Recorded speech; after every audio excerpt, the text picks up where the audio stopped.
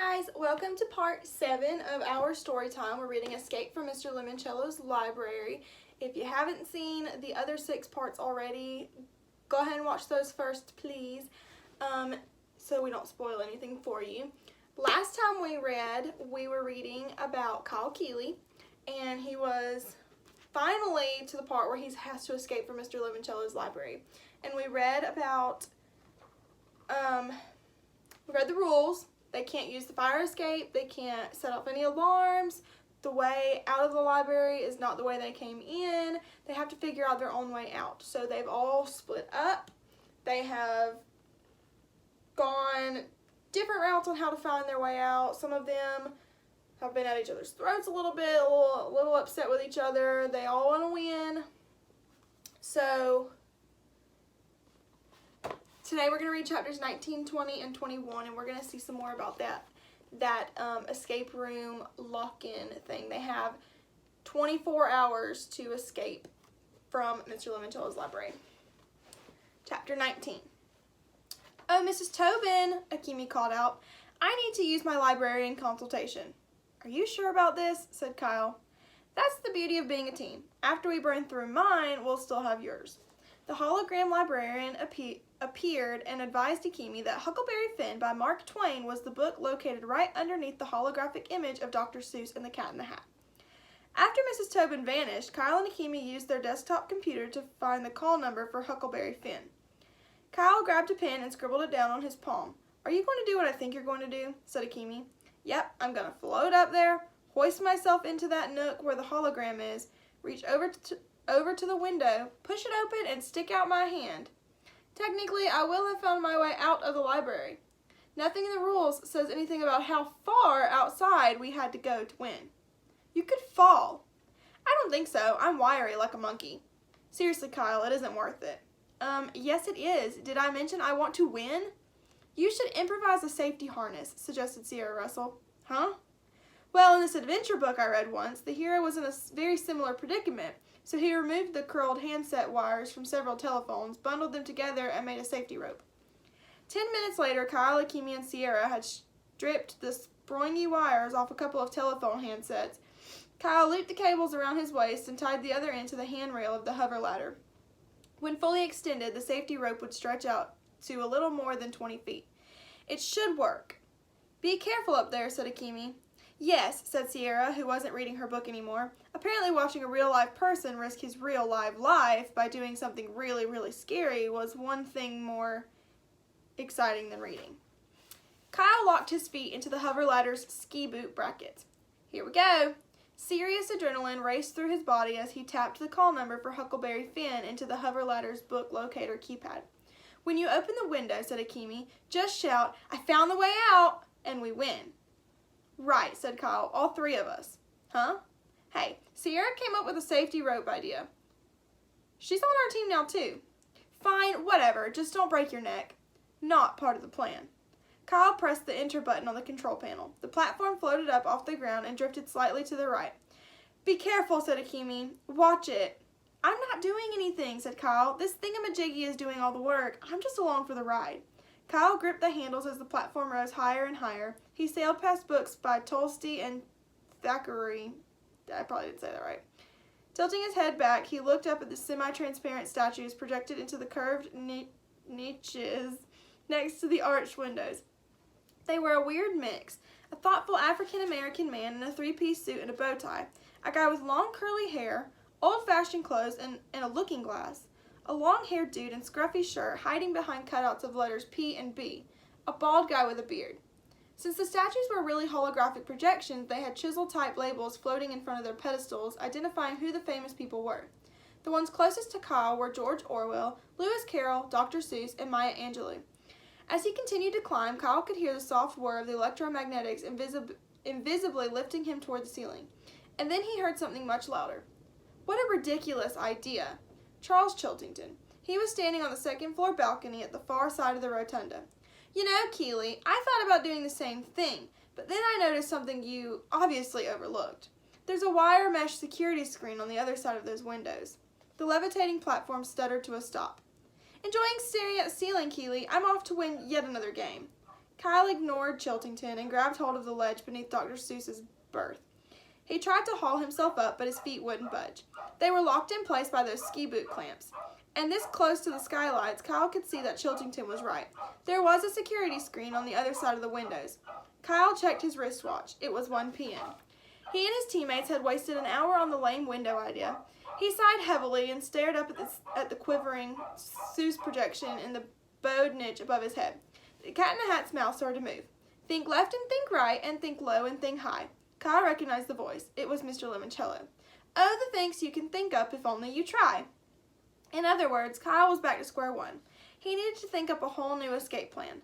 The ladder began a slow and steady descent to the floor, even though Kyle hadn't pushed a button. Don't listen to Smarty Pants Charles, Akemi coached as Kyle coasted toward the floor. It was worth a shot. I agree, said Sierra. A blood-curdling scream came ringing up the staircase from the basement. That's Haley, said Akemi. I saw her go downstairs. That's where the stacks are, added Sierra. Come on, said Kyle. She could be in serious trouble. You should never help your competition, Keeley, scoffed Charles as he casually scrolled down a spiral staircase.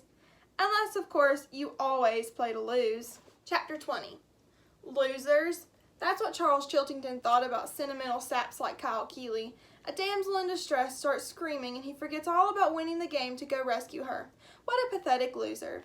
Unless, of course, Haley Daly was screaming because she had already found the alternate exit. That made Charles laugh. Impossible. Although quite pretty, Haley Daly, the princess of 7th grade, was a total airhead. There was no way a dumb girl like her could have outsmarted Charles Chiltington. It was time to play his hunch. Twice already, the head librarian, Dr. Zinchenko, had said, the library staff is here to help you find whatever it is you were looking for. She said it once when they were just about to enter the library, again when she was reading the laundry list of rules. Well, what Charles was looking for was a way out of the building that wasn't the front door and wouldn't set off any alarms. That was why he kept coming back to the lobby with the gurgling fountain. Why he kept studying the display case labeled Staff Picks, our most memorable reads. The staff is here to help, he muttered. These are staff picks. Ipso facto, this has been some sort of enormous clue. Inside the sealed bookcase, Charles saw 12 book covers. One for each of the 12-year-old players, he wondered. The display items weren't actual books. They were covered art mounted on book-sized foam core. 3 covers were lined up on each of the case's 4 shelves. Since they weren't actual books with spines, none of the covers included their call numbers. Charles focused on the 3 books lined up on the bottom row. Who's Your Hospitality was on the left. In the pocket, Johnny Unitas and Me was in the middle. The dinner party was on the right. Charles decided to concentrate on the Johnny Unitas title. He moved into the rotunda and did a quick card catalog search on one of the desktop computers. When he typed in the pocket, a matching cover image popped up, but still no call number. In the spot where the identifier should have been, there were instead a censor's thick black box and the words ID temporarily removed from the system. Scrolling further down the screen, Charles came across a rather unusual annotation. You didn't really think we'd make it that easy, did you? Charles grinned. The computer was telling him he was on the right track. He glanced up from the desk. The children's room was directly in front of him. The book about Johnny Unitas, with its cartoony cover depicting a football player wearing a number 19 jersey and dropping back to launch a pass, was most likely a children's book. Of course, it was also a sports biography. So would it be shelved with sports books, biographies, or children's books? Charles went back to the computerized card catalog. He read the book's description. Billy wants to be a great quarterback like his hero, Johnny Unitas, but his coach is worried he'll get hurt. It sounded like fiction, a made-up story. It had to be in the children's room. As Charles crossed the slick marble floor, something else struck him. This was like Husker Du, a memory game he had played when he was in kindergarten. He was on a hunt to find a hidden match for the football book cover he had just memorized. This was, in short, another memory game. That was why the staff picks display had been subtitled Our Most Memorable Reads. Clever, Lemoncello, he mumbled. Very clever indeed. Charles entered the children's department. It didn't take him very long to find the book because in the pocket was propped up on a miniature stand on the top shelf. Found it, Charles proclaimed. Then, savoring the moment, he picked up the book and read the title out loud. In the pocket, Johnny Unitas and Me. All of a sudden, a row of animatronic geese tucked into a corner of the room started honking and singing, They call him Mr. Touchdown. Yes, they call him Mr. T. The squawking birds startled Charles so much he dropped the book. When he did, a 4x4 card fluttered out from behind its cover. Charles bent down to pick it up. Printed on the card was a black and white silhouette A quarterback wearing a number 19 jersey, just like Johnny Unitas, was arching back his arm to throw a pass. Charles grinned. He definitely was on the right track. He tucked the silhouette card into his pocket and hurried back to the lobby to memorize more book covers. That was what was tucked in the book. Chapter 21. Ouch, I'm stuck, help!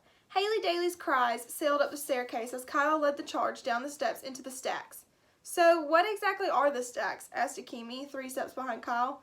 It's where the library stores its collection of research material, said Sierra, who was 2 stairs behind Akemi. The 3 of them reached the basement. It was filled with tidy rows of floor-to-ceiling shelving units. Help! Haley sounded like she was on the far side of the room, behind the walls of metal storage racks crowded with boxes, books, and bins. What is all this stuff? Said Kyle, looking for a passageway, trying to figure out how to get to wherever Haley was. Mostly rare books and documents you can't check out, said Sierra, but if you fill out a call slip, you can use this material up in the reading room. With a whir and a whoosh of its electric motor, a shiny robot the color of the stormtroopers in Star Wars scooted across an intersection between bookshelves. It moved on tank treads and had what looked like a shopping cart attached to its front. Let's follow that robot, said Kyle. It might know the fastest way to reach Haley. The trio dashed up a narrow pathway to where they saw the robot extending its quadruple-jointed mechanical arm to pluck a flat metal box out of a slide-in compartment. The box had been stored in a section of shelving with a flashing LCD that read Magazines and Periodicals, 1930s. Somebody upstairs wants an old magazine, said Akemi. They're probably researching the Gold Leaf Bank building, said Sierra. I think it was built in the 1930s. Help! Screamed Haley. I'm stuck! Hang on, shouted Kyle. We're coming. Well, hurry up already. This way, said Kyle. They scampered up another aisle, turned right, and saw Haley, her hand jammed through a horizontal slot near the top of the basement wall. To reach it, she'd had to stand on an elevated treadmill, maybe 30 feet long.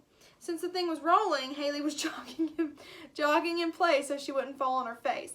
The high-tech conveyor belt was actually a series of rollers. 10 robot carts, staggered so no 2 were directly across from each other, were lined up on either side. I think it's an automatic book sorter, said Sierra. That laser beam near Haley's ankles probably scans a book's tag and tells the conveyor belt which of the 10 sorting trays to shove it into. You guys, screamed Haley. Hurry up and rescue me. Kyle stepped back, tried to assess the situation. What is that slot you're hanging onto? The bottom of the stupid book drop, said Haley, trotting on the treadmill. I saw it on the floor plan. People can walk up to it on the sidewalk and return their books. I figured it had to lead down here. Smart move, said Kyle. You could crawl through the slot and escape. If you were the size of a book, said Akemi sarcastically. I never got that far, said Haley. The minute I stepped onto this belt thing, it started moving. Kyle nodded.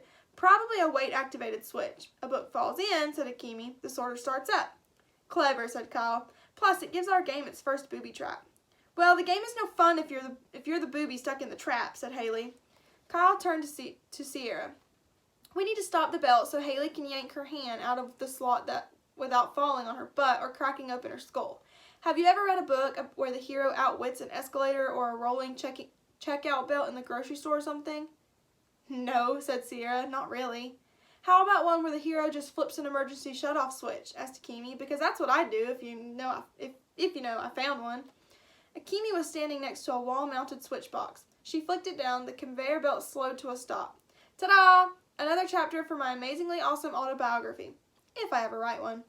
Haley yanked her hand out of the book return slot. It sort of popped when it finally sprang free. She collapsed to her knees on the frozen treadmill. My hands feel flatter than a pancake, she moaned. Are you hurt? Asked Kyle. Maybe we should tell the security guys that... What, that I have a boo-boo and need to go home? Forget it, Kyle Keeley. You're not going to beat me that easily. I'm not trying to... Haley showed him the palm of her hand. Save it, Keeley. She crawled off the conveyor belt. One way or another, I'm going to win this game. I just hope starring in Mr. Lemoncello's commercials earns me some decent money. She hobbled around the bookshelves toward the staircase, up the reading room. When she was gone, Akemi raised her hand. Question. Yeah, said Kyle. How come the guys inside the control room didn't flip a switch to shut down the book sorter when they saw Haley doing her cardio cha-cha-cha on it? Kyle shrugged. Maybe they weren't watching. Actually, said Sierra, pointing to a square tile on the floor near the book sorter. I think they were. Kyle looked down. The tile was glowing like one of the tablet computer screens. Upstairs in the rotunda. Kyle read the words zipping across the screen. Congratulations, he read out loud. For helping Haley and being a sport, you've earned much more than a good report. The tile popped open. Inside a small compartment was a rolled up tube of paper with a yellow cards clipped to its end. Huh, said Akemi. I guess somebody was watching. Kyle pulled the yellow card off the paper tube. It smelled like lemons. What's it say? Asked Sierra. Kyle flipped the card over so Sierra and Akemi could see what it was printed on it.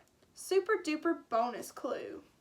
Ooh, that sounds interesting. So next time, that was the end of chapter 21. So next time we'll get to read what the super duper bonus clue is. So you'll have to come back for chapters 22, 23, and 24, which will be in part 8, I think. Is this part 7? Whew, we're breezing through these so fast. I hope you enjoyed that. I'm really enjoying it. You guys know I love escape rooms. I love libraries. I love books. So this book has been so much fun for me to read. And I've said before, reading to you guys is what I miss most about being your teacher. I love to read to you guys. Love to see your reactions to what I read. So this makes my heart really happy. So I hope that you're enjoying it as well. If you watch this part, go on over to our discussions page. Tell me, what is your favorite genre of books? Do you like fiction books? Do you like nonfiction books? Do you like mystery books? Do you like funny books? Do you like a fantasy book like Harry Potter or like a mythology book? I like a good mystery myself, but I also really do like realistic fiction, like a book kind of like this where it could really happen, maybe. I don't really know that we have the technology really for this to happen, but I could go to a library and have a lock-in, so that's realistic fiction. Let me know. Go to the discussions page. Let me know what your favorite genre of book is. I hope you enjoyed part 7. Is that what I said this was? I hope you enjoyed part 7 of story time, and I will see you guys next time. Bye!